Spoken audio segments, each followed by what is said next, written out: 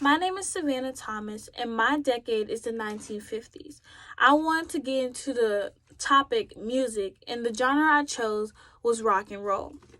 Everybody loved rock and roll. I'm pretty sure when everybody was younger, they had an electric guitar they was playing and felt like it was the best instrument of all time. Or on Halloween or any rock and roll theme occasion, people would dress up as our famous Elvis Presley and his famous catchphrase.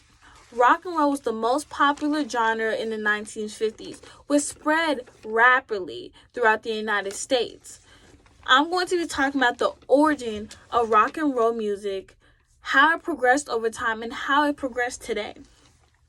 According to Britannica.com, rock and roll was originated in the United States in the mid 1950s and over time evolved in the mid 1960s. Around the time, people describe rock and roll as a combination of country music and rhythm and blues. It was said to be a mixture of black culture and white spending power.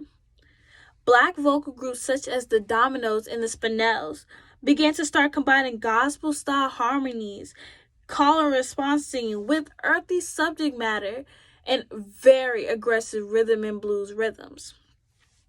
There were even disc jockeys such as Alan Freed from Cleveland, Ohio, or Dewey Phillips from Memphis, Tennessee, or nonetheless William Allen from WLAC from Nashville, Tennessee, who created the first rock and roll blues radio. Music over time progressed. Around the 1954, rock and roll circled around a handsome white singer. Everybody knows him as Elvis Presley, who sounded just like a black man. Elvis' non-denominational taste in music incorporated everything from hillbilly raves up and blue whales to pop crooner ballets. For decades, African Americans used the term rock and roll as a euphoria for several sexual content that Elvis had progressed in his music. According to Study.com, the fundamentals of rock and roll can be found in African American blues in the early 20th century. Even though African Americans are an essential part of rock and roll, various types of white people and popular music play a deep important role into it too.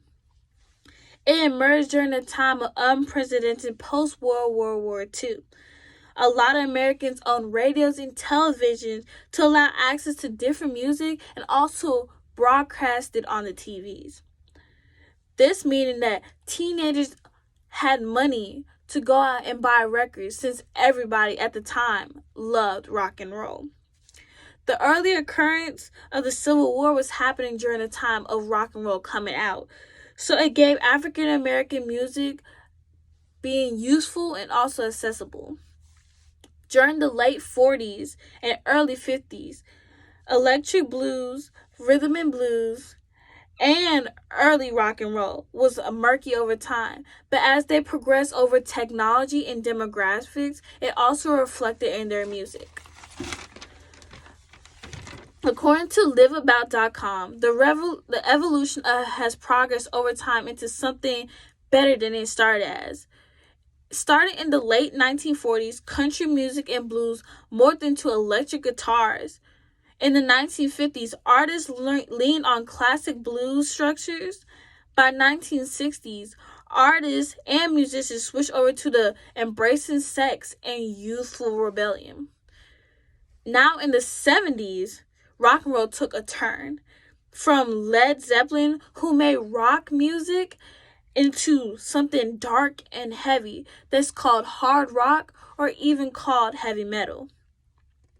In the 80s, rock music grew stale, and the sound towards the 80s, the introduction of college rock, which is known as indie rock, because bands began to sign into smaller owned labels.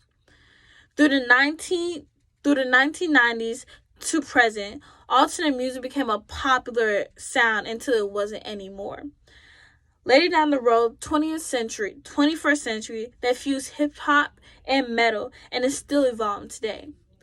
In conclusion, rock and roll and so are so many called it rock music, has dominated sound since the 1950s.